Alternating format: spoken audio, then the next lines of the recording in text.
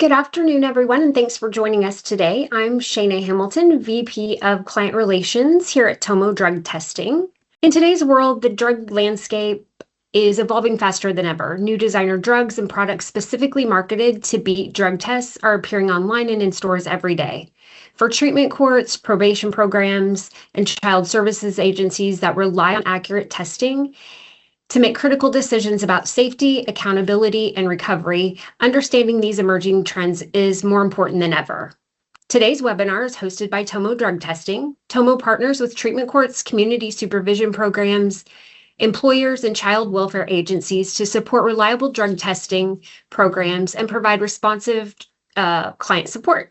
Our goal is to help the professionals doing the important work have the tools, information, and testing solutions they need to make informed decisions and protect the communities we serve. Today's presentation will explore the dynamic phenomenon of designer drugs and contemporary products designed to defeat urine drug testing.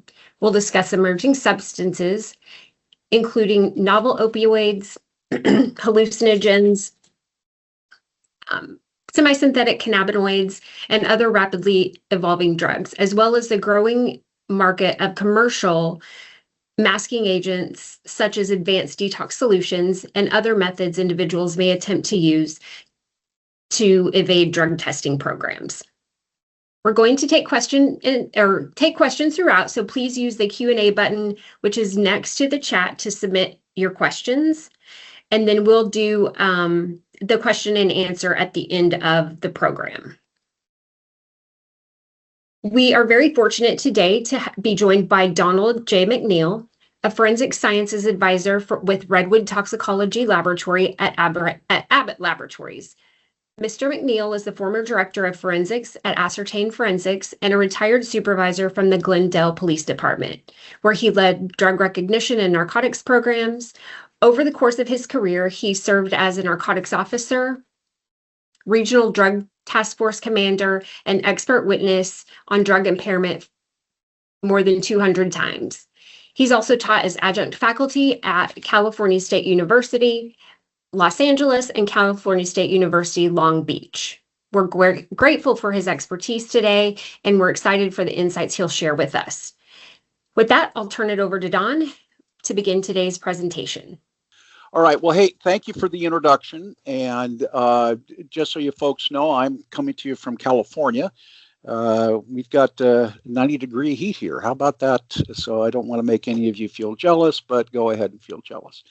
But I'm very glad to be in front of you all, and hopefully this will be helpful to you. We've got quite a menagerie of things to talk about here today. Emerging drugs, designer drugs, they kind of fall into the same bucket.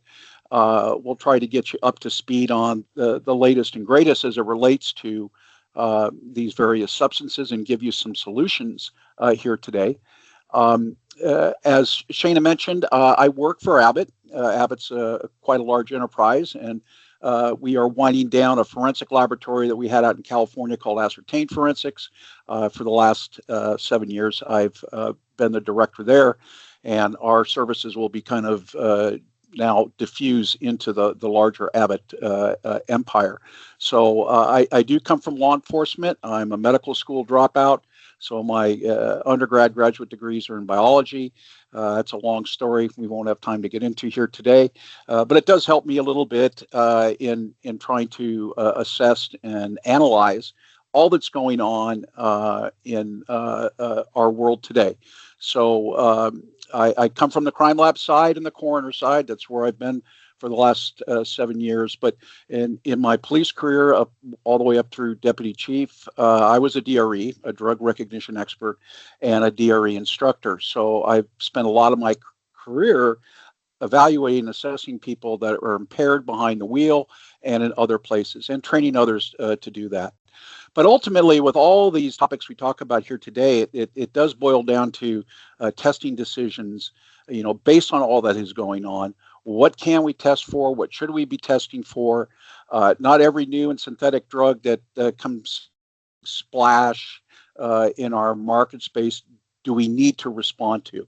We need to watch it all, but some drugs stick, others do not. So there is a kind of a flavor of the day kind of environment that we operate in. And it's our job over here on the laboratory side to make these determinations and get new methods up and running and make them available to all of you when you make decisions as to how to put testing together. And the drug phenomenon is quite varied here in the United States, from the East Coast to the West Coast, the West where I'm at. The drugs that we worry about, the drugs that we see and we have to react to, are going to be different than those that you see, let's say, in the middle of the country. And we'll talk about this today as we discuss some of these new evolving drugs and analytes. Is, where do they have a root system? And some drugs have it nationally, have a footprint.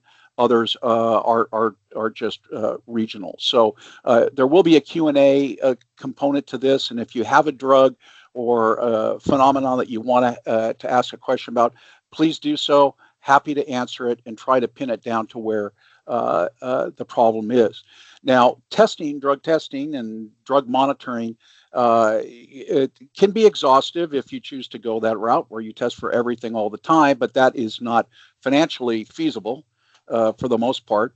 And in addition to being an exhaustive test, it will exhaust you in trying to keep your arms around that kind of an approach.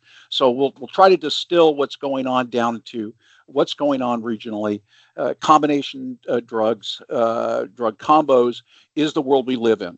Polydrug use is not going away. In fact, it's getting worse. And we'll walk you through some of those drugs and analytes here today. Just a little memory lane trip here.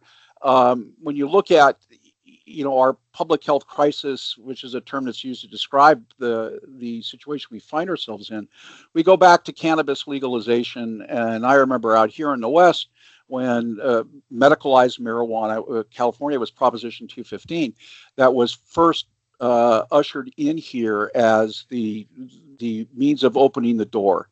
It was never really medical marijuana, an initiative that was pushed because people with medical conditions needed it. It was because it was the Trojan horse that opened the door to widespread legalization, which we largely have here in California. And many of you do as well. And it's not just cannabis, it's every other product related to it, which we'll talk about. And it's getting crazy out there trying to keep track of it. We then hit the opioid epidemic. Okay, that was the introduction of fentanyl into the marketplace. It has, for the most part, supplanted or replaced heroin. Heroin was our big opiate of abuse a decade ago, but just before the COVID hit, fentanyl began its trek up the ladder, and to the point where we are today, where fentanyl dominates, and we only have pockets of heroin left in the United States.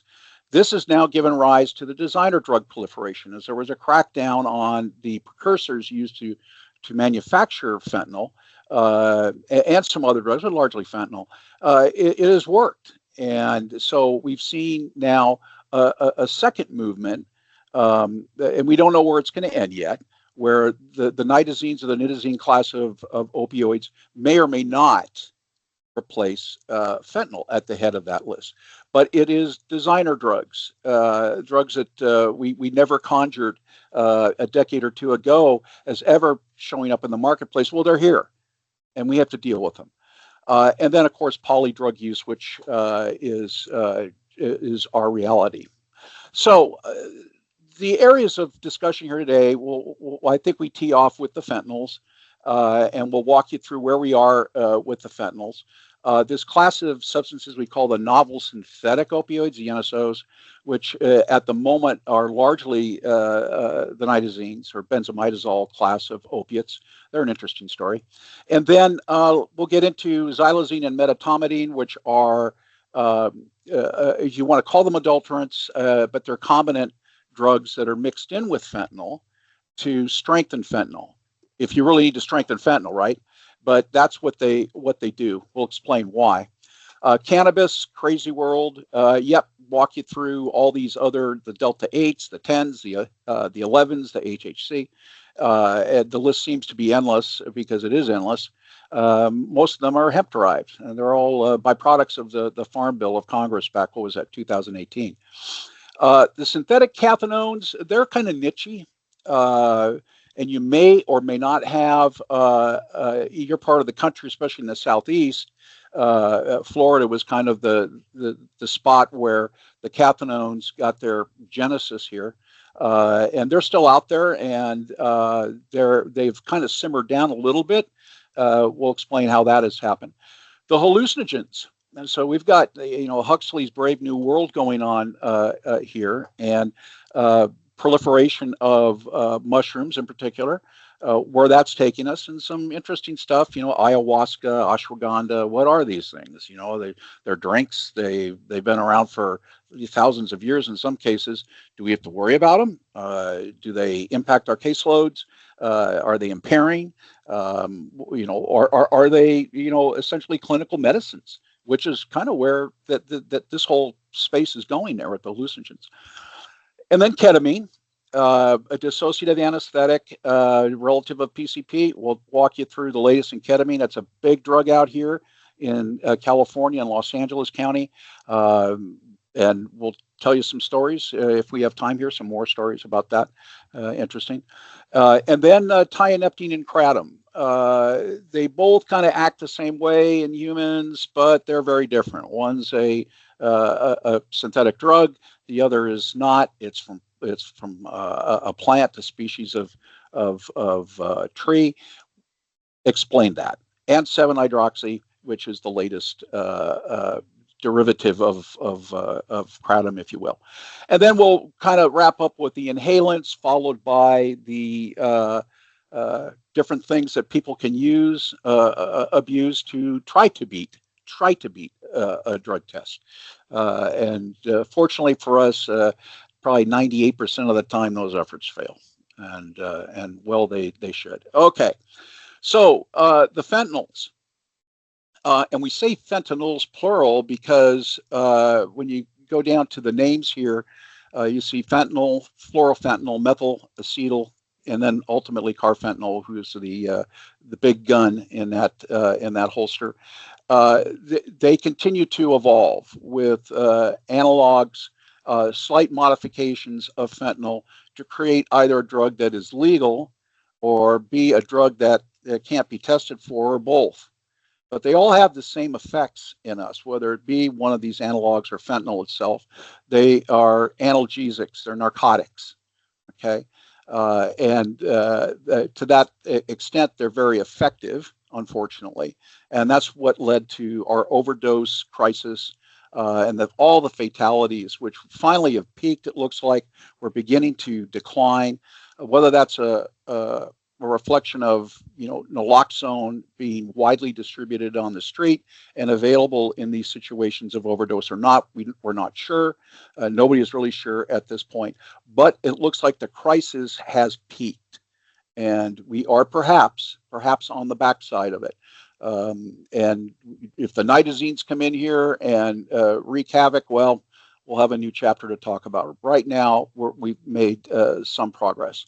So fentanyl is our major narcotic. Have the prescription narcotics gone away? No. They're still available. The oxycodone, hydrocodones, and physicians have really tapered their prescribing habits with these drugs. And that's a good thing for the most part. If you're a pain patient, that's a bad thing because it's harder to get, appropriate treatment for what you need the narcotic for. But we're just not seeing the widely diverted prescription drugs out to the streets. Okay, so but still, hay is made of this.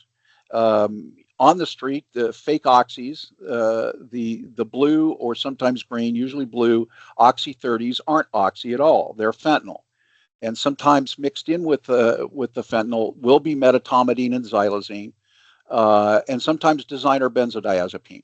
Now, we won't talk much about the designer benzos here today. I think we've got one pick in our deck to discuss it. That has calmed down as well at the height of the fentanyl phenomenon, we had the benzodiazepines were the likely culprit in causing fatalities when mixed, and they have kind of exited stage right.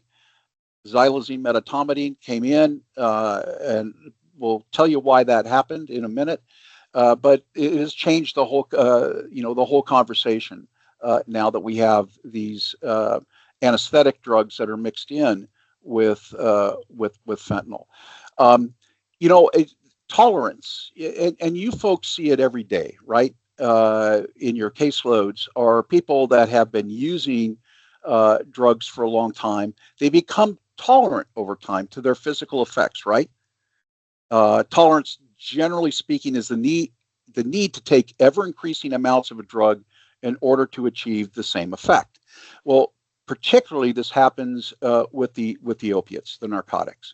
So for heroin users, traditionally, they would be using 5 or 6 times a day. When they were high, many of them, you really couldn't discern signs of impairment. What that did by taking the drug 5 times a day, it kept them out of withdrawal, but it kept them at a baseline. And if they went over the baseline a little bit, well, then you would see the traditional symptoms of impairment, the on the nod, the relaxation, the facial expressions, constricted pupils, all of that. Not so much with somebody who's tolerant.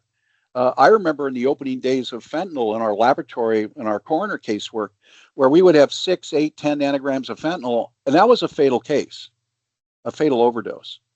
Now we see people behind the wheel. These are DUI cases. So people that are operating a car with the hundreds of nanograms of fentanyl in their bloodstream, and they're driving. Well, I had one case about a year ago where a guy crashes here in California. He's under the influence of fentanyl. He goes on almost a half a mile foot pursuit with some park rangers. Then he gets tackled and he's fighting with both of them, and it goes on for minutes. He was at 124 nanograms of fentanyl. Astounding. Enough to kill 10 people at the opening of the fentanyl crisis. But now he's fighting in a foot pursuit with park rangers. So that is an expression of tolerance. And that's where we are today, is you can take much, much more of these drugs than the community, if you will, could have absorbed 5 years ago. Carfentanil. Some of you who've been around like me for a while are OGs and OLs, old ladies and old guys. Carfentanil was the first of the fentanyls really to splash on the scene. And that was, the elephant tranquilizer or elephant narcotic. And it disappeared for, not completely, but largely just kind of took a seat in the back with the fentanyl outbreak. Well, now it's back. And and why is that? Why would we bring back the most potent fentanyl and get it back into the drug supply? Potency. It's more potent than fentanyl. And because people are tolerant and their baseline has increased over time, now for some of these folks, the high can really only be obtained by going with the most potent of the fentanyls. Crazy, right? All right. One just little footnote before we move on here is just remember that opiate assays, if you're using an instant testing device or screening device, you get my argot correct here, and it says OPI for opiate. That does not include fentanyl. Okay, fentanyl requires its own assay, and opiates are attacking or looking for traditional opiates, drugs, narcotics that come from opium. So that would be morphine and codeine, oxycodone, hydrocodone, et cetera. Just a little note to self here. Okay, so we mentioned this at the outset, the nitazenes or the nitazenes, if you will, or if you're, a scientist type, it'll be the benzomidazole class. Say that 3 times real quick. We just call them the nitazenes. All right. So what are they? Okay, they're opiates. All right. They work just like fentanyl. They work just like heroin. They go to the same receptors in our brains and our bodies that all narcotics glom onto. So they have the same functional characteristics as fentanyl. In some of them, they're a little bit more potent. In others, they're a little less potent. They were investigated and they were researched back in the early 50s, just about the same time as fentanyl was, as to bringing a new narcotic or better acting, faster acting narcotic into medicine, and they never really got there. You know, they were playing in the minor leagues, and so when all was said and done, the book was closed, put away, until recently, where enterprising chemists are going back looking for drugs that they can make that do not need fentanyl precursors. Therefore, you don't run the risk of, you know, your precursor being regulated or banned. And so it was just an alternative kind of pathway here to the narcotics. And so the nitazenes they've been inching up, and recently they've begun their climb a little bit more abruptly and noticeably. And we've got a few that are out there, metonitazene, protonitazene, etonitazene, and there's a fourth one there, isotonitazene. So anything that ends with that nitazene, that's what you got, is you have a narcotic. Where we see these drugs now, they're usually mixed with fentanyl. We don't see nitazenes by themselves, for instance, pressed into these fake oxys. No, that's still fentanyl, but there could be nitazene in there. So you get a fentanyl effect with whatever these drugs can bring to the bar. Maybe a little bit more potency, maybe a little bit longer acting than fentanyl. Fentanyl is a very short acting drug, right?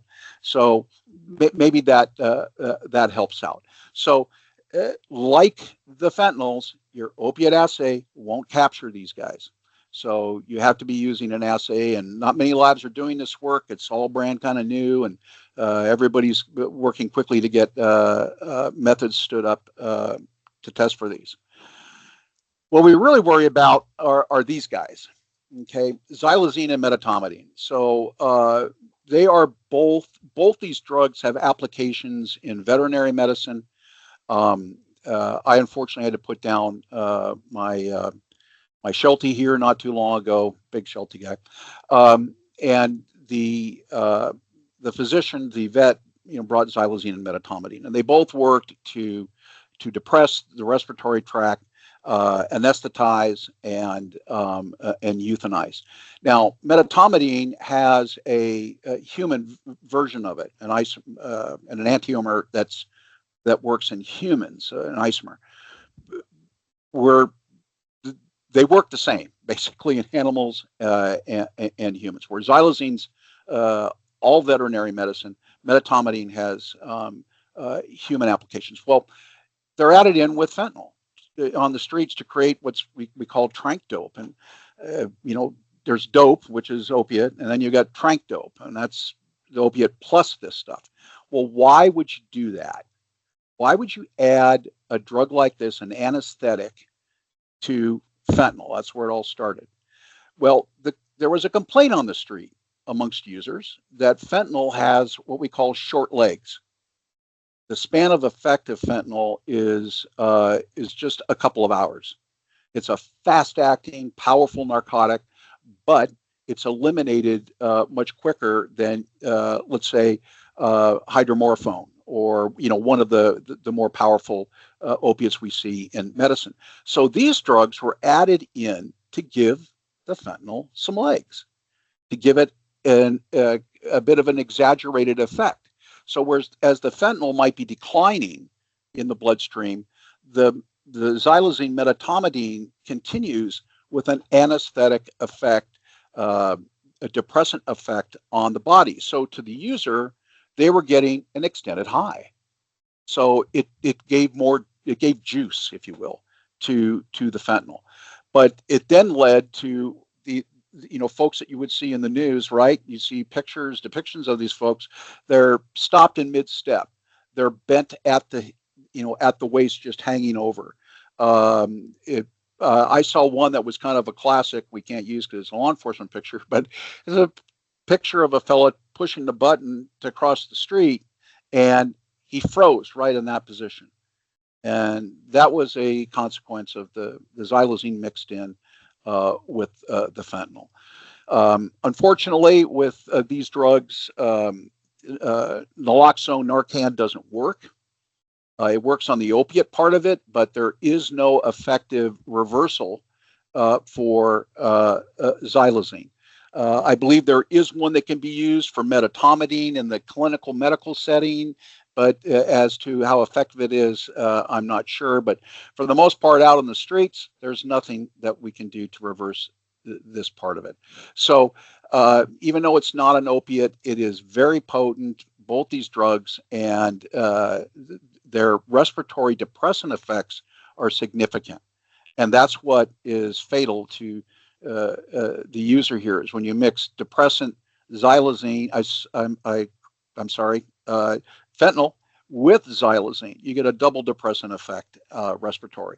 And that's what creates all the problems. So these drugs, you just need to be aware of, if you have somebody who is using fentanyl, street fentanyl, they're more than likely also using xylazine or metatomidine or both. Okay, so the problems with that substance abuse disorder is clinically more dangerous because of these drugs. And just remember, another footnote here is opiates tests, and fentanyl tests for that matter, will not detect xylazine nor metatomidine. You have to be asking for an assay that specifically attracts those. Okay, I mentioned we are going to just talk about the benzos just a minute. Quick little dispatch on these critters here. Been around for generations, right? The benzos, starting back with Valium, little 5 milligram, I think, was yellow Valium, and the blue one was 10 milligrams. The Rolling Stones, what a drag it is to get old. She goes running for the shelter of mother's little yellow helper, which was probably the mid 60s. I was a little guy then. That's how long ago this was. That was Valium.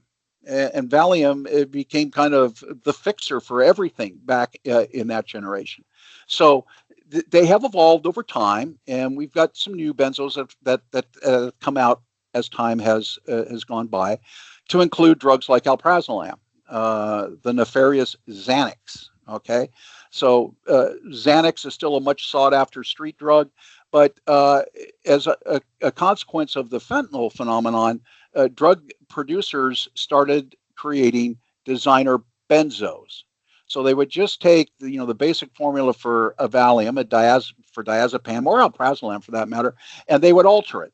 So then we came up with names like what you see here, etizolam, clonazepam, not to be confused with clonazepam, which is Klonopin, and then brominated bromazolam, fluorinated flubromazepam, flualprazolam, diazoxide. It kind of an endless thing, and we're still dealing with this with the benzos. But as xylazine came in to become fentanyl's partner, we saw the designer benzos begin to take a bit of a peel away. And although still on the streets, still a concern, okay, they're not what they were 3 or 4 years ago. Still a bunch of designers out there. Flualprazolam seems to be the one that's sticking most. Diazoxide is probably number 2 at the moment. But, it's up and down. So just be aware that they're out there as drugs that some users will just seek out because they want that, sedative effect that these drugs can bring you. Okay. And just one more little footnote. There's a drug that was just very quickly and almost completely disappeared from our litany of substances. That's carisoprodol, Soma. And back when heroin was on the street, that heroin Soma combo was the big mixture. And carisoprodol is meprobamate, basically, which is barbiturate. So muscle relaxant. It's a good muscle relaxant. But you can imagine you take that kind of barb compound and you mix that with fentanyl, kind of like mixing fentanyl with xylazine, right? Sounds like the same kind of ultimate strategic intent. here in putting these two together. Well, anyway, carisoprodol, I can't remember the last time we saw a case in the lab with that. Once in a while it shows up in DUI, but gone, gone, gone. Anyway, interesting history discussion. This is where all the neat stuff is going on right now. Marijuana, traditional organic marijuana, and cannabinoids that we just kind of colloquially lump in everything else. Okay, so depending on where you are in the United States, it's a Schedule 1 drug still. The feds are considering moving it to Schedule 3. Interesting. Or for the most part, there's nothing out there that restricts, especially those cannabinoids that are hybridized from cannabidiol or CBD. Okay, so that's the Farm Bill exception, right? So you can't really have any THC, and if you don't, well, you have CBD, and you just start with CBD, and there's a process of extraction and conversion into, the delta 8s, the delta 10s, HHC, THCP, all those, derivatives coming from CBD, they act at the same receptors that this stuff here on your right, delta 9, does. Or we're looking at honey oil there, an extraction, the resin of THC. They all go to the same couple of receptor types and subtypes and do their thing. Same with the synthetic cannabinoids. We're not talking about those here today. Largely a phenomenon that prisons and jails and custodial facilities have to worry about the synthetics. But same thing with them. All active at these same receptors. So that's the intent. They have all sorts of names now. It's interesting, Delta 8, when it first arose about 6 years ago, it was felt to be less potent than Delta 9. So it attracted names like Bud Light and Diet Weed. Just a little parenthetical here. Last year, I was involved in setting up 3 green labs. And so these are marijuana correlation studies that where we get volunteers to ingest cannabis products, and then we evaluate them over time using DRE protocols. Well, in the products that we brought in for the participants, we had beverage THC, we had vape THC, we had edibles, and we had traditional bud, green leafy bud sativa. But in the beverages, we saw a lot of Delta 8 that had been mixed in with the Delta 9.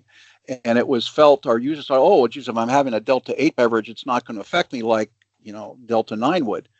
No, that wasn't the case. In fact, in some cases, they seemed to be impacted more. They would relate to us that, wow, especially with the beverage version of cannabis, they were surprised at how quickly it came aboard and how long the high lasted.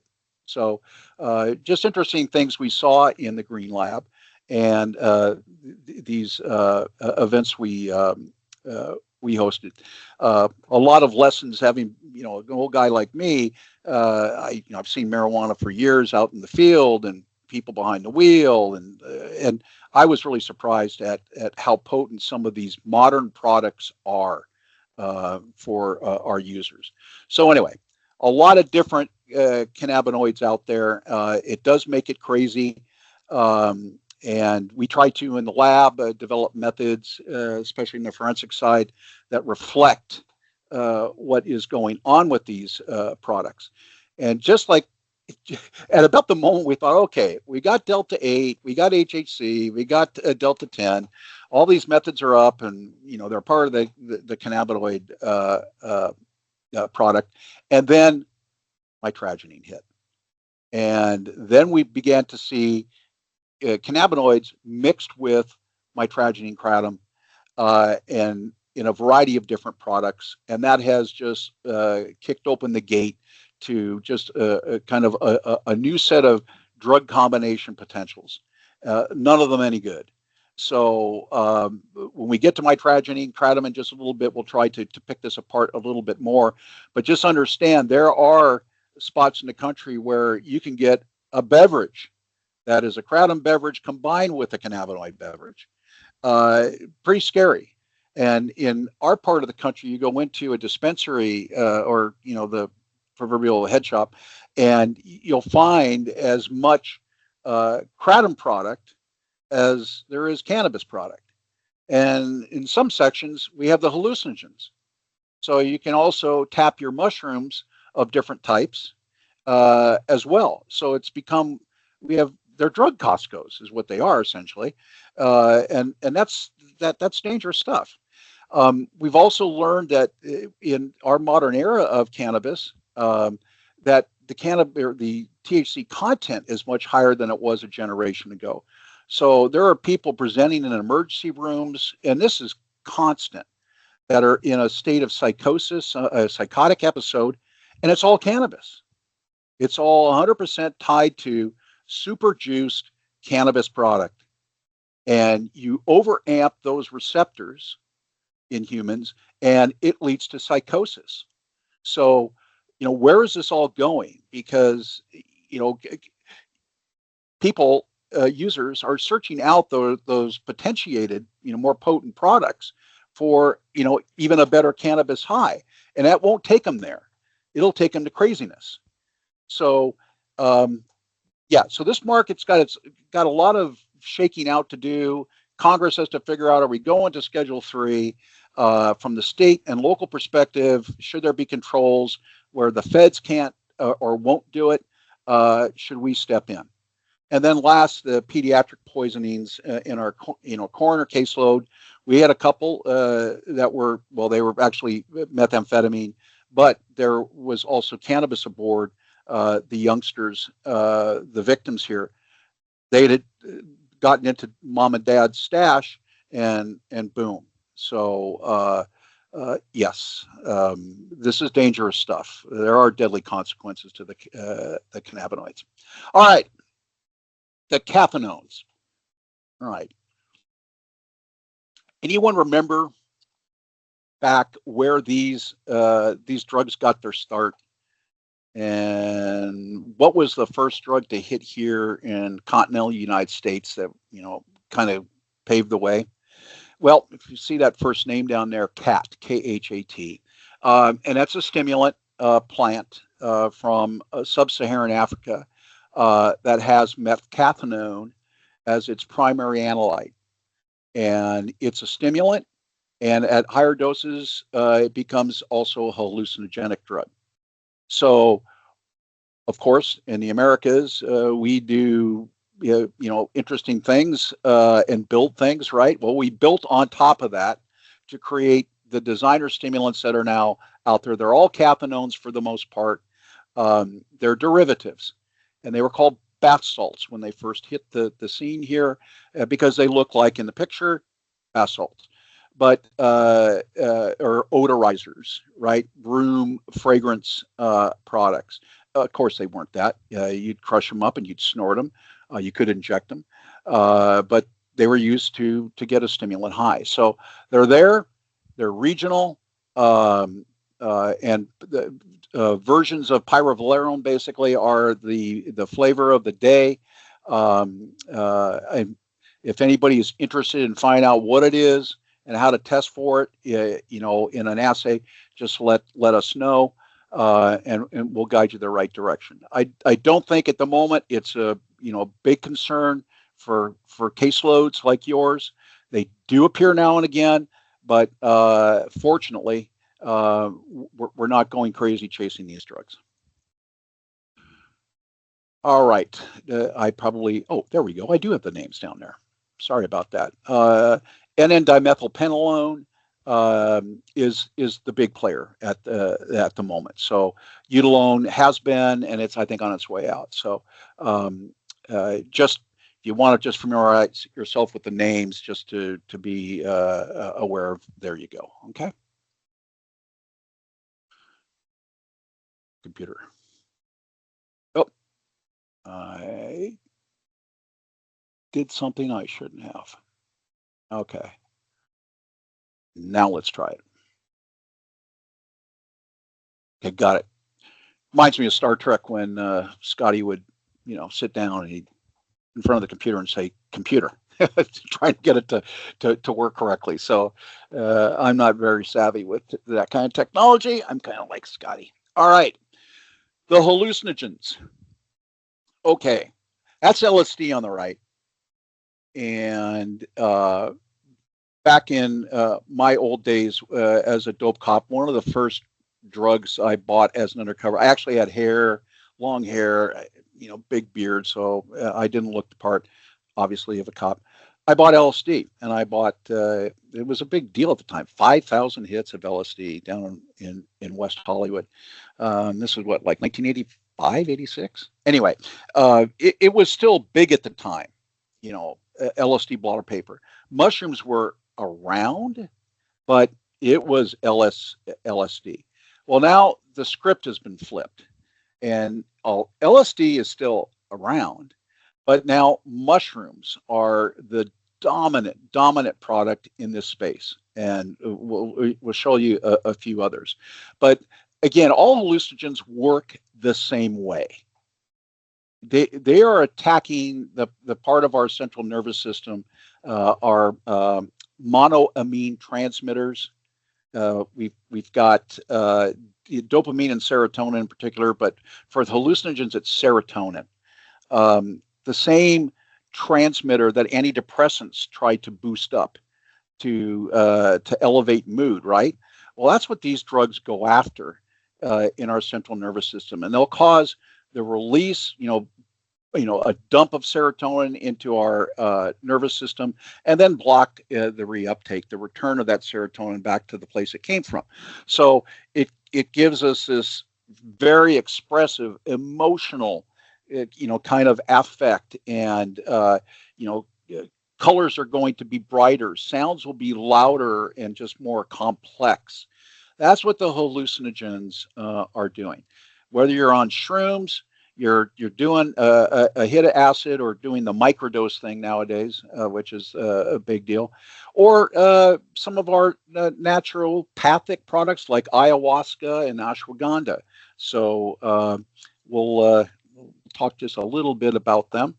Well, let's go to ayahuasca and ashwagandha first. So these two natural products, if you will, from different parts of the world, are quite popular at the moment because of their ability to reset, our circuit board in the brain. So, depression is largely felt to be just some type of disequilibrium with serotonin, where serotonin, you should have a baseline of it, and the architecture around serotonin should be operating like it, like it should. Well, there's disruptions either to the architecture or the production of serotonin. These drugs are kind of a blast of that. And ayahuasca, ashwagandha aren't as potent as LSD and psilocybin and psilocin, which is the real active ingredient of mushrooms. So they're better tolerated. And, they're in beverages that are available. You can get ayahuasca here in the United States. So it's just a lighter touch than, having to go down the road of mushrooms or LSD. Some of them are really quite popular with the public. And so, law enforcement and, legislatures are going to have a tough time trying, especially with those products, to control those, because they are so popular. The microdose, what is this all about? Well, we find that, with a microdose or a smaller dose, like a half a dose. So on that blotter paper, if you were to cut a quarter of that blotter paper instead of the whole thing and take it, you're microdosing. All right. So it's a lighter touch on the high. Well, it's believed that this lighter touch is actually the kind of therapeutic way to reset your circuit board. So you'll find that users of these drugs are looking for products that can be used in that sort of situation, where I don't want the full blast. I want something that's just going to help me and my mood, and not so much to get high, but hey, a day from now, am I a little bit elevated in terms of my mood, kind of a kick in my step, kick in my step, Yeah, that's what they're looking for. So the medical journals are all beginning to percolate up with these pronouncements that, hey, well, I just saw one yesterday to give you, for instance, is DMT. It was DMT. Yeah, DMT is better. And when you say DMT, dimethyltryptamine, that's the active stuff in all these drugs. Okay, so DMT is better than nicotine patches for smoking cessation. Interesting, huh? So where this all ends, nobody knows, but we are moving towards a place where the hallucinogens are becoming mainstreamed. Okay.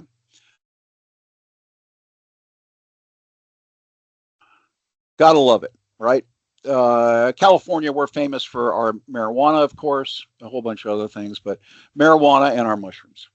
Okay. So parts of our state, you go up north of San Francisco, up the Pacific coast, like Mendocino County, Humboldt County, their ability to grow mushrooms and good marijuana, and in some cases, pretty good wine, is legendary.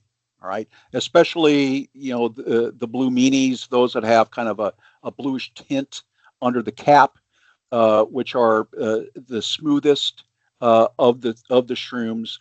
So you get what are called some nootropic effects, which are my thought processes are clearer and they're faster.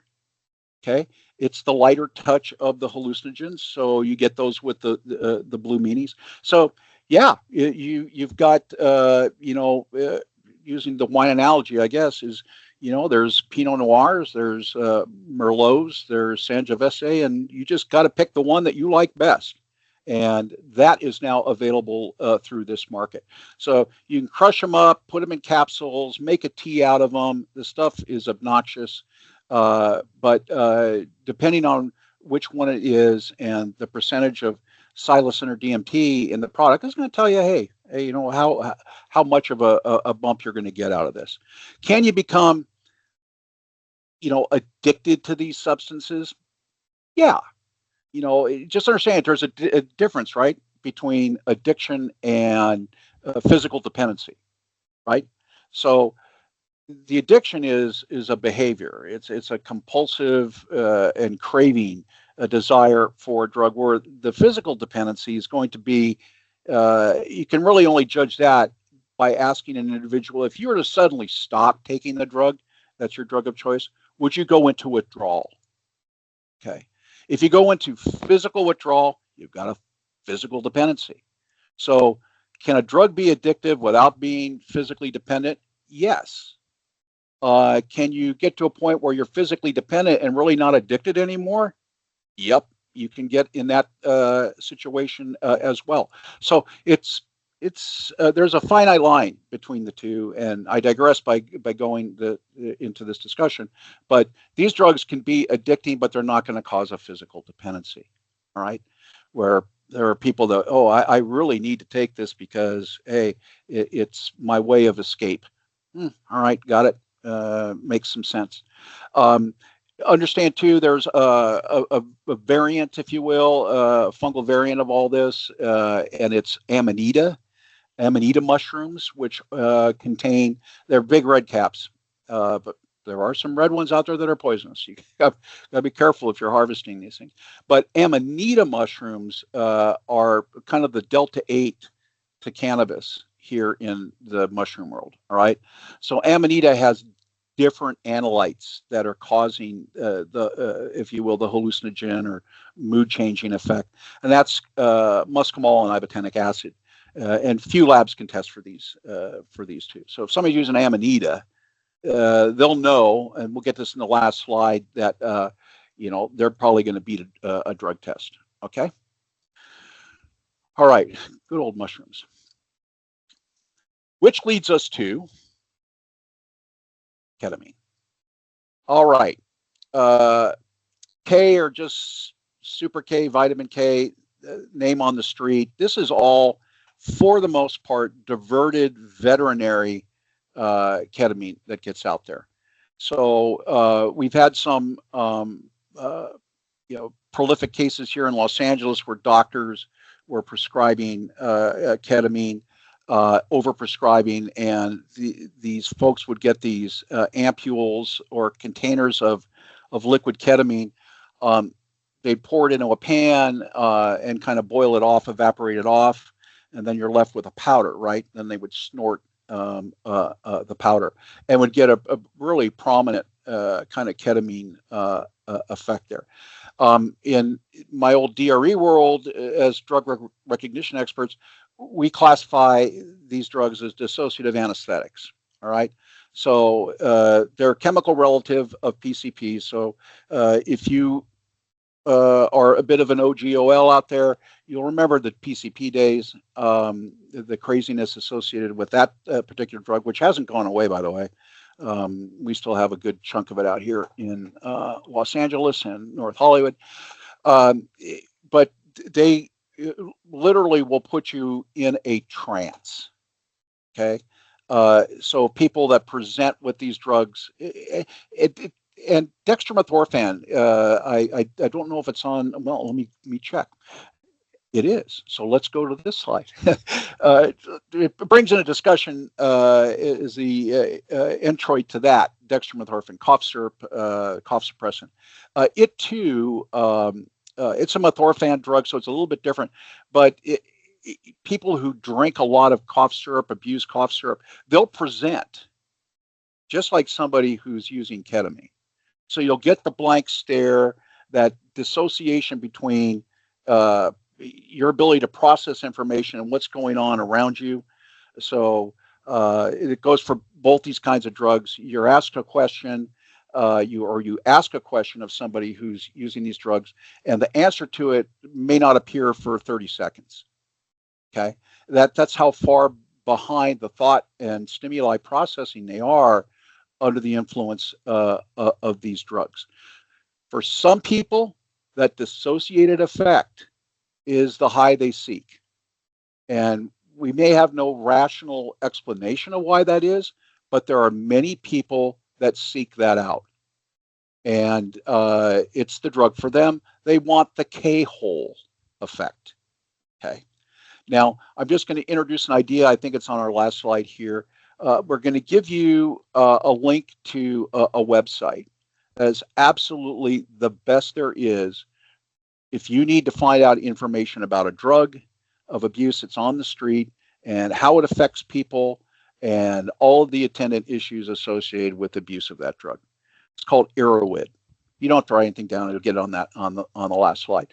But it's free, and it has the best information. When we have folks that are going to court, and we've got to bone up on, hey, the latest and greatest from the users themselves, we'll go there.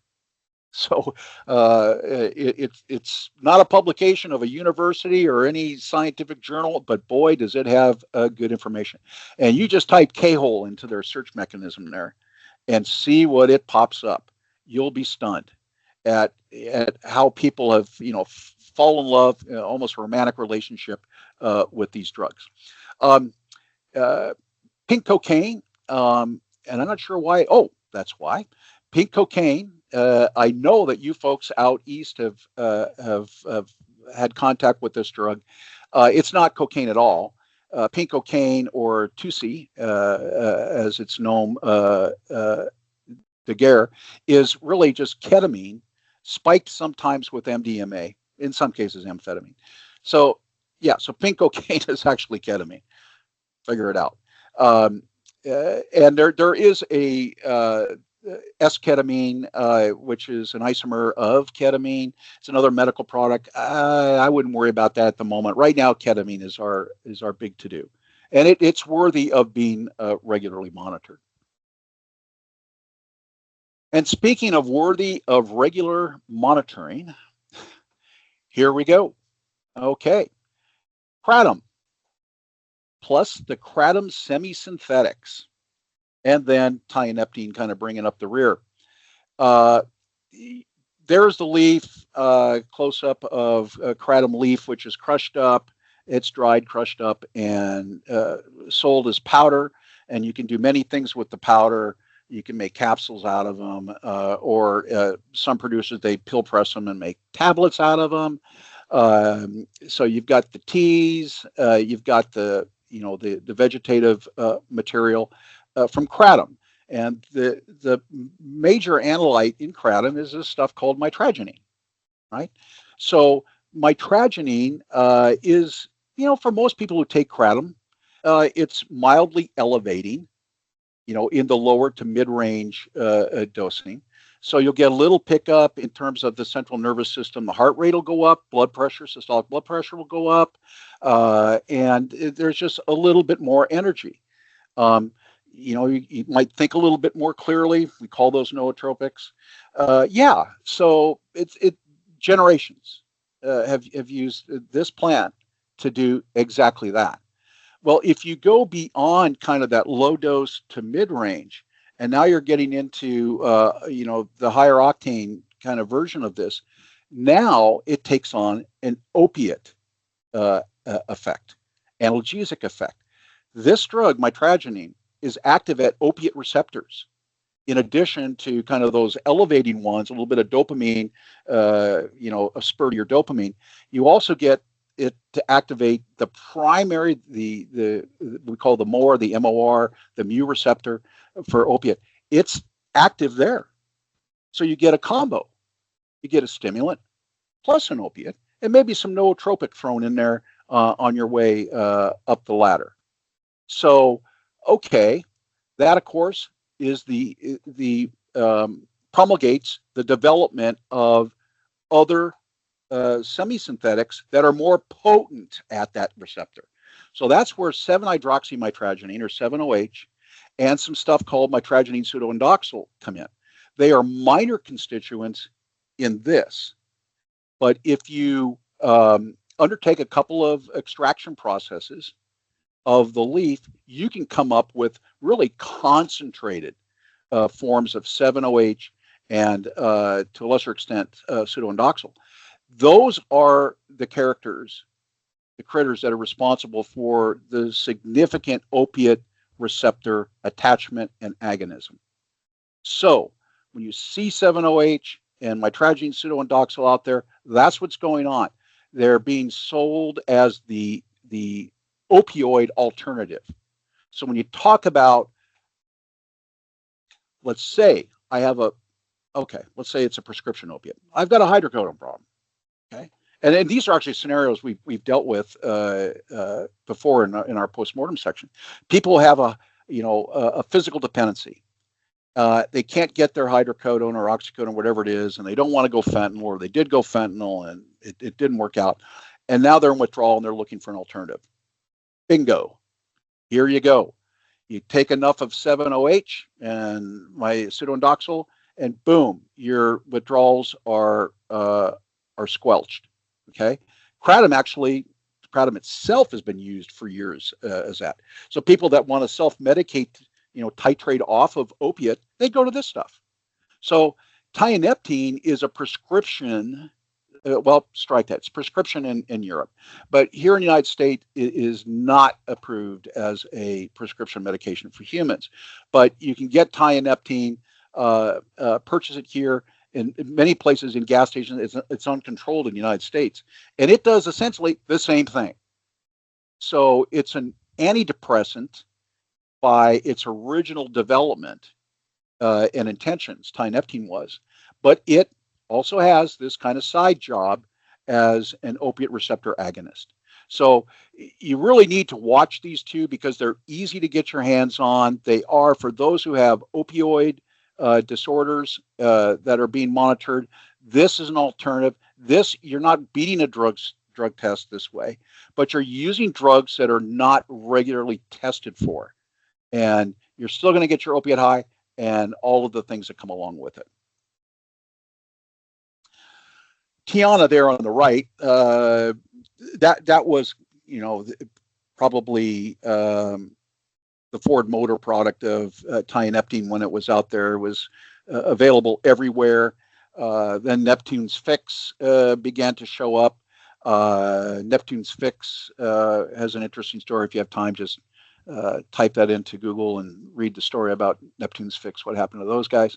And then now they've given way to these semi-synthetic mitragynine products, 7-OH and pseudo-indoxyl or PI. So if you're testing for kratom, but they're using a 7-hydroxy product, will your kratom test pick up the 7-hydroxy? Perhaps. If there is 7-hydroxy in the kratom, and there is small amounts, you'll pick it up.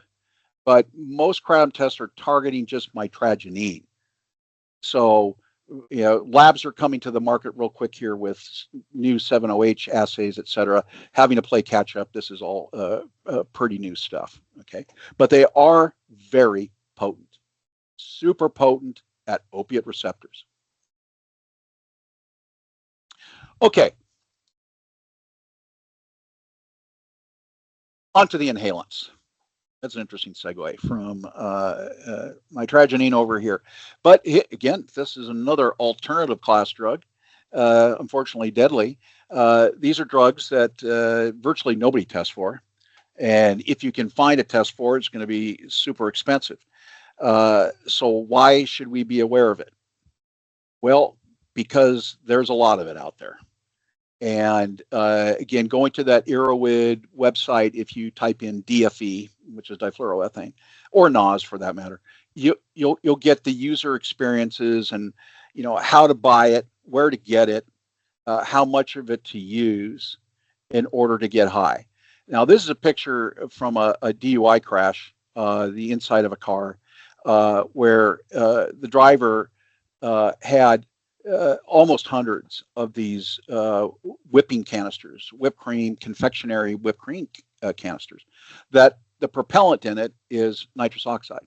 Okay, go to the dentist, you have a surgical procedure. If they twilight you, you're going to get nitrous oxide. Okay, that's what it is. It's used in the automotive space as well, in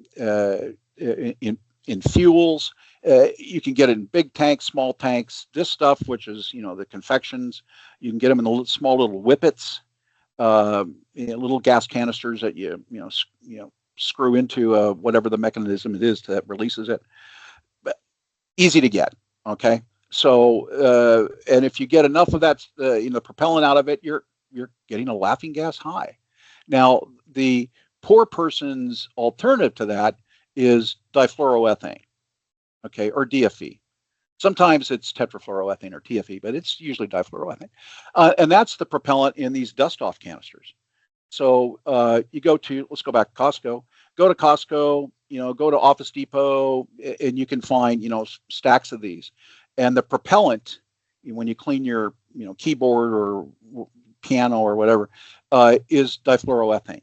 Now, it works a little bit different, but for the most part, it is the same effect. So you'll get a quasi-dissociative anesthetic effect with perhaps a little bit of hallucinogen in there.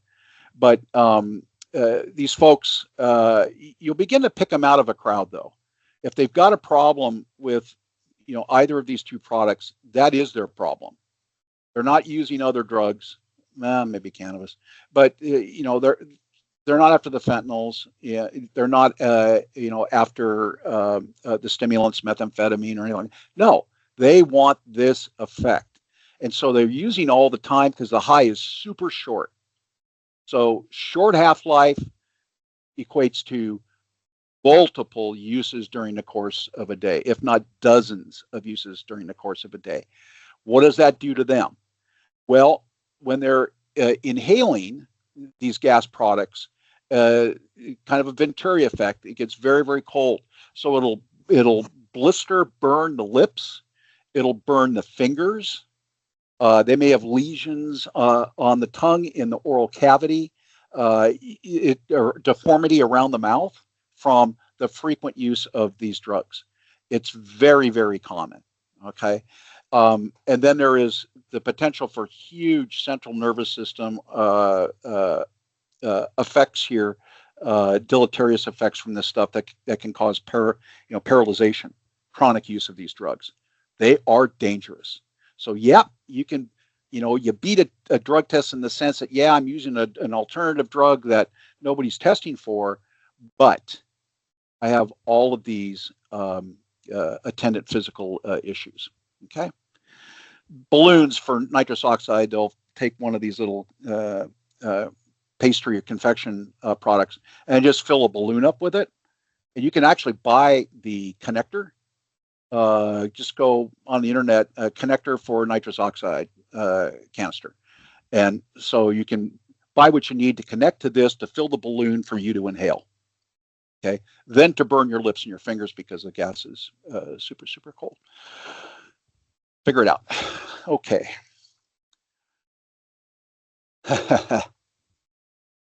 How do we actually beat a drug test? We've discussed alternative products that if you use these drugs, you're likely not to be detected.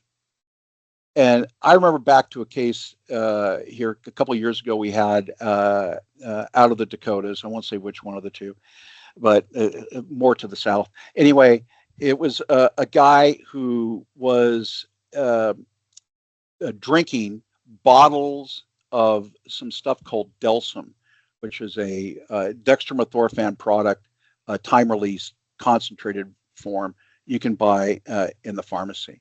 So he had all sorts of other substance use disorder problems, major cannabis fiend.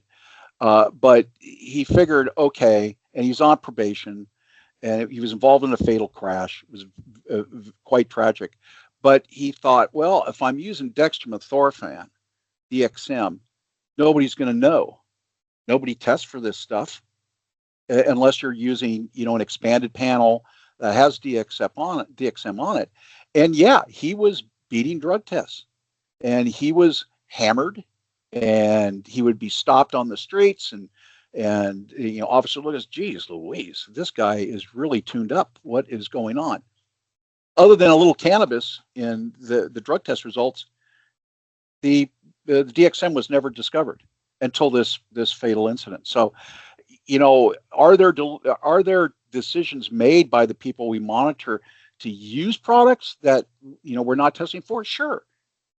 We just need to be aware of what they are and have a test available in our hip pocket where if we have a situation like that, we can whip that out and, hey, we're going to expand kind of the search mechanism here toxicologically. And we're going to go for some of these, call them tier 2 or tier 3 drugs that people in our in the toxicology business use.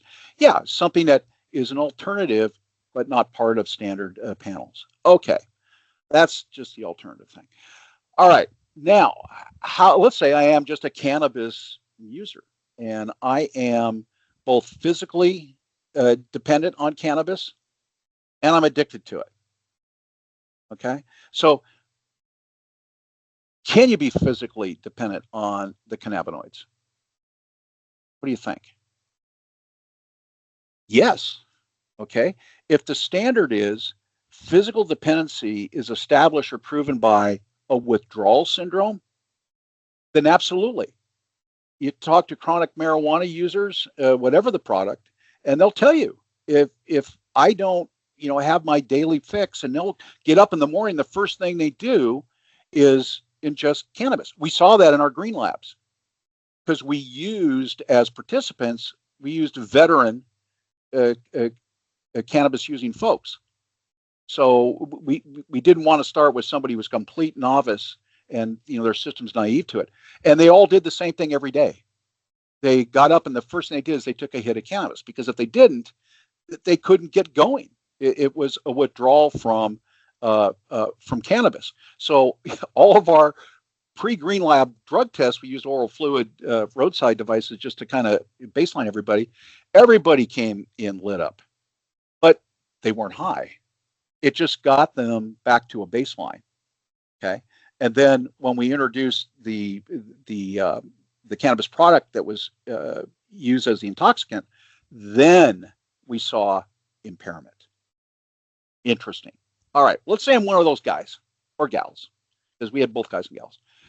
And I got a drug test coming up, and I want to beat it. And I'm going to go out and I'm going to look for a commercial product that sometimes they're not even a commercial product. You just go and find some, you know, AI said, take this, drink a gallon of grapefruit juice, and you're going to be good. Whatever it is, it's all pretty much the same approach. And that is to, change pH, okay, to facilitate the elimination of drugs that are either fat soluble or water soluble, okay? So when you look at a product like this, which is Advanced Detox Solutions, and everything out there commercially is basically a variation on this same theme. All right. So you're going to spike it with the B vitamins, okay, essentially, and you're going to get, therefore, a reduction in creatinine. You will, as far as fat soluble drugs, you may eliminate a little bit better, okay, but frankly, if you were just to take 5 gallons of water and drink that during the course of a day, it would be more effective than spending all the money on this, okay, to try to beat a drug test. And when you think about that, when you superhydrate, you are going to affect stability, specimen stability testing, right? So you're going to affect specific gravity, you're going to affect pH.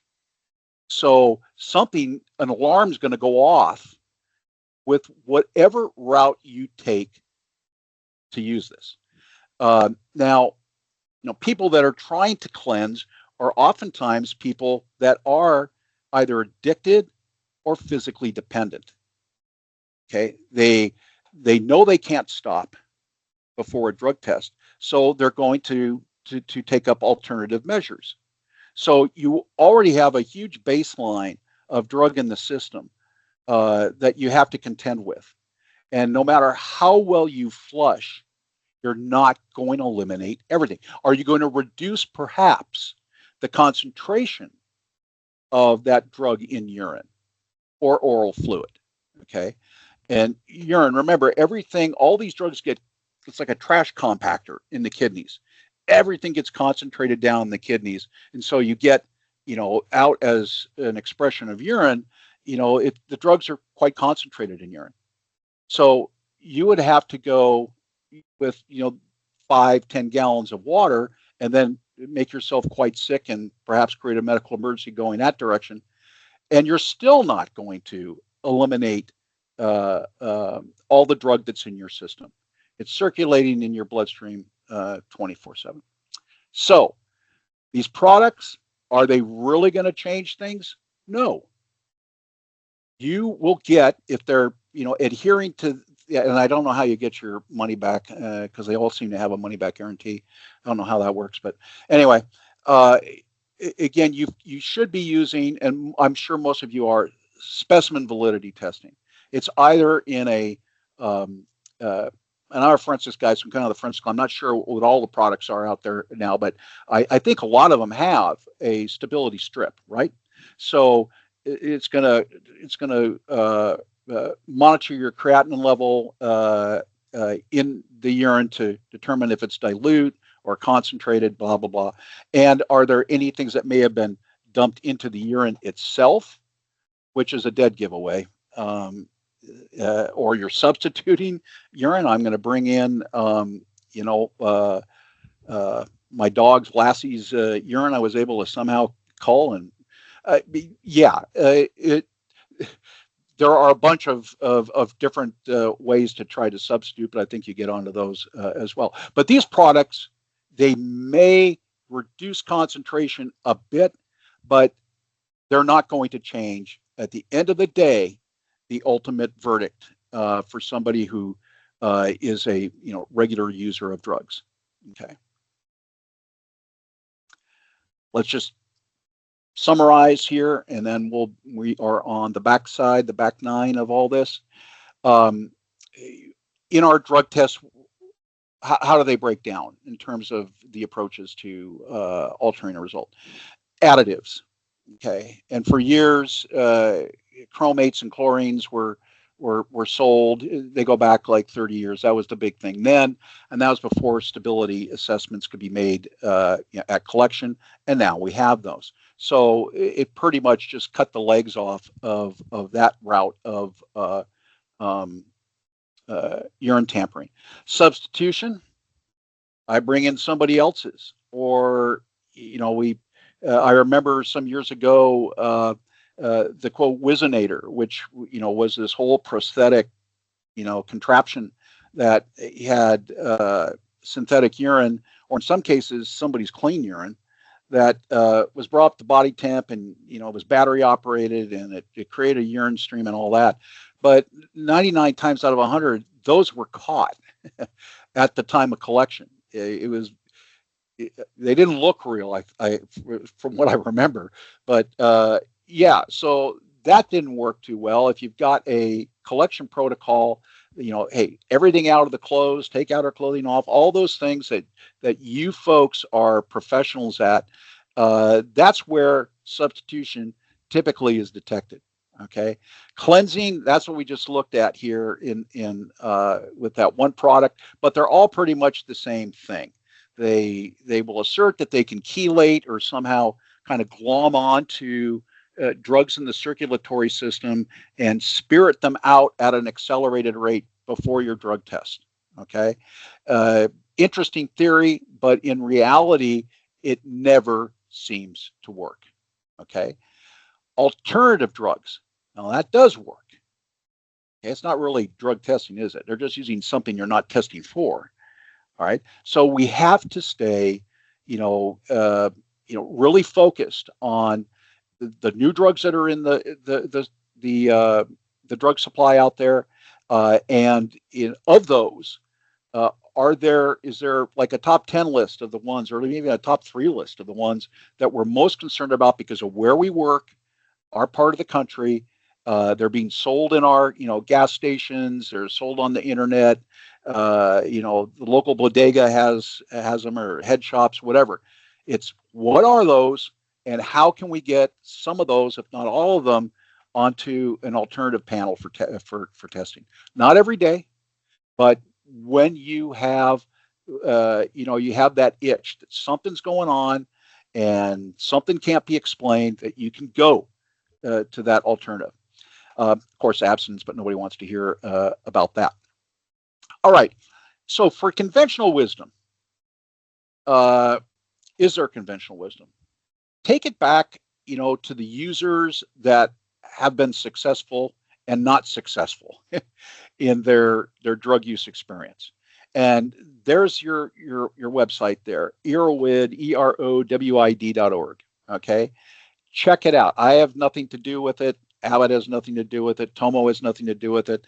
It's there. It's been there for a couple of generations, and it is good info, and in non-scientific terms. All right. So I would just really encourage you to check that out when you have time, and keep that in your list of places to go check. You hear a new drug name, it's black horny root. Oh, okay, black horny root. And lo and behold, there's probably somebody out there has tried black horny root, and it'll explain what the effects are. And you can probably figure out, okay, if they are using black horny root, does this overlay spill into a class of drugs that we might be testing for already? Okay, you can make that determination pretty quick. Call us, whatever, we can tell you.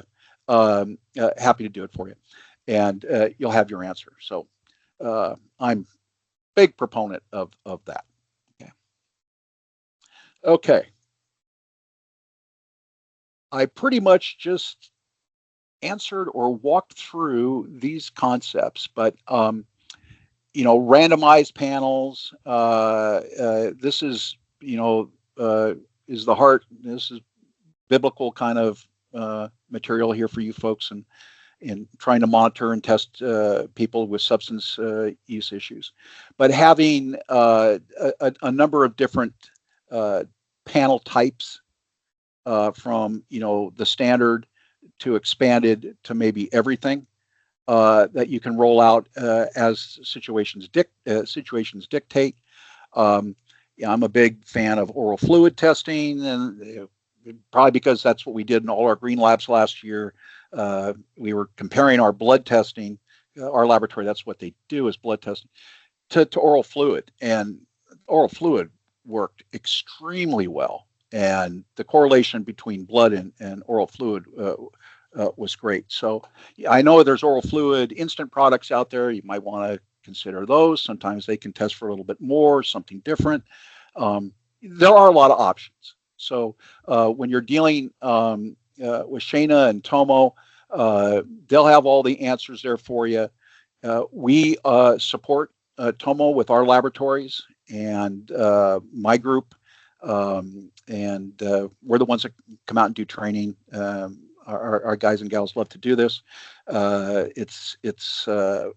We're kind of giving back all the info that we get in the labs that we never really get to talk about. So, and most of the time we get in front of a jury, they don't want to hear it. So, this I think we have better impact. So, if you need us, there's Shayna's contact info, and there is mine. I know it's confusing. Abbott Laboratories owns Redwood Toxicology, owned Ascertain Forensics. So I'm really an Abbott employee, but I work in these different ventures, and I am always here. We do a lot of training, and we are receptacles for all sorts of research and information that we constantly digest and evaluate. Reach out anytime you got a question. We're happy to help out. But we want to thank Tomo, a great partner, for having us over today. We've enjoyed it. Love to do it again sometime. You guys do the good Lord's work, and we're grateful for you. Thanks so much, John, and thanks to Abbott for allowing you to, take the time and present this for us. It's been very educational. We do have a few questions. You bet. I'm going to cheat. I have a couple of my own. So is the medetomidine, did I say that right? Yes. Is that detectable in a xylazine test? It is not. You need a medetomidine assay. So, but here's I guess if there's a good thing about it, to date, the only time we've seen medetomidine on the street is with xylazine. They're mixed together. So right now, if you're testing for xylazine, you're going to cover the medetomidine part of it because they're always together. Now, will that change at some point? Medetomidine replace xylazine? Possible, but right now, no, they're always together. Okay, good to know. Thank you for that. You bet. Are you seeing an increase in individuals using GHB? Good question. GHB, well, I will say yes, qualified. Okay. I think the reason for what we detect as more GHB is probably because we're testing more uniformly for it. Okay. So we're detecting it a bit more just because we're testing for it a bit more. Now, the experts will tell you, oh, GHB, it was here in the 90s, disappeared, now it's back. We see it largely in those situations of drug-facilitated crime. It's one of the more popular analytes. So I would say yes, we're seeing more of it, but I think it might be a lot of it might have to be with just the fact that we're testing more for it. Okay, and then because it's so quick, it's not detectable for a long period of time. Do you have any recommendations for the best way to test for it? Well, from an evidentiary standpoint, which is what we do here, we really like to have it in blood, but that's very hard to do because it is so rapidly metabolized. And GHB, the butyrate, is transitions to gamma-butylactone, and then to some stuff called 1,4-butanediol or 1,4-BD. So we can in blood test for those, but we can't test for those in urine. So an oral fluid, I don't think is any good for GHB just because our bodies produce GHB, and so there's endogenous or in the body GHB anyway. So urine's going to be the best, okay? And if you if you can ask the lab, in addition to GHB, do they pick up GBL, which is gamma butylactone? So, which is the secondary compound. And if you do that, you've got your bases covered. And I think most of them do that. They get GHB and GBL. Okay, good to know. Thank you for that. You bet. Okay, are you seeing more cannabinoid hyperemesis syndrome in regular users? Yes.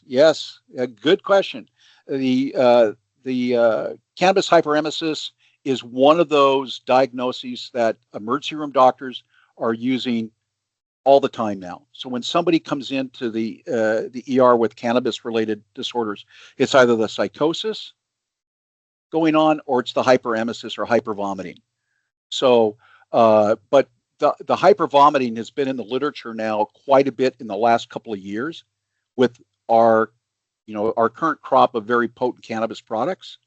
That's what they're attributing the phenomenon to.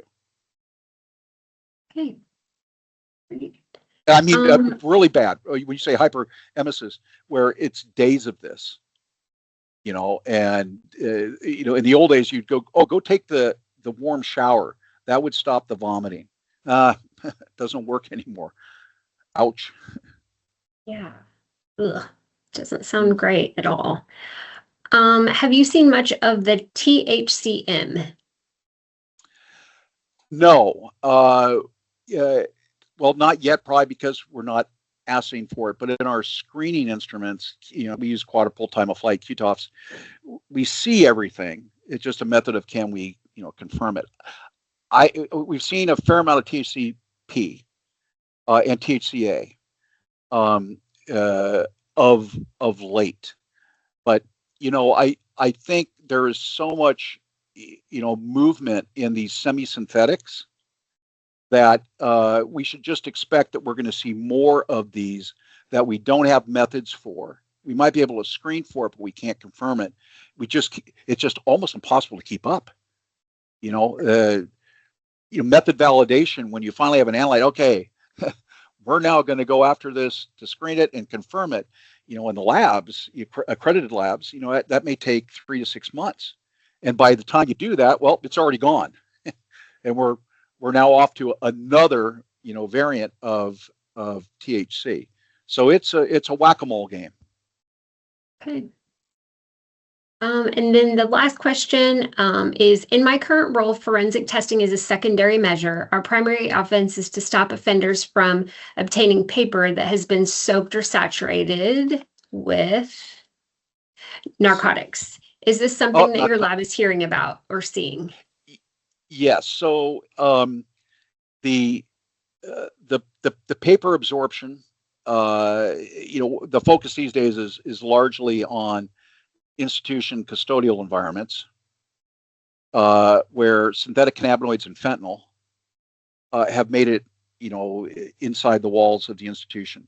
So in custody, very, very dangerous. But then it boils down to, okay, well, outside of the custody facility, should we be aware of this problem as well? Absolutely. You can do the same thing with cocaine, absorb. Which has been done in the past as old smuggling days. That's how it was done. So the question is, if you have a product like that, you seize it, you come upon it, will your local law enforcement lab, forensic lab, be able to perform the chemistry work on to determine what it is? So yes, it is a legitimate method of smuggling into the institutions and transporting drug and hiding it from detection. So I think there's total merit to that. Okay, great. Well, I think that is the end of our questions. Unless anybody has anything else, thanks again for putting on and presenting this. It's been really educational, and we appreciate you taking the time and appreciate Abbott and all of the work that we do together. And thanks everybody for joining. If you have any questions, please reach out to me if you have anything that we can help with. Thank you, everybody.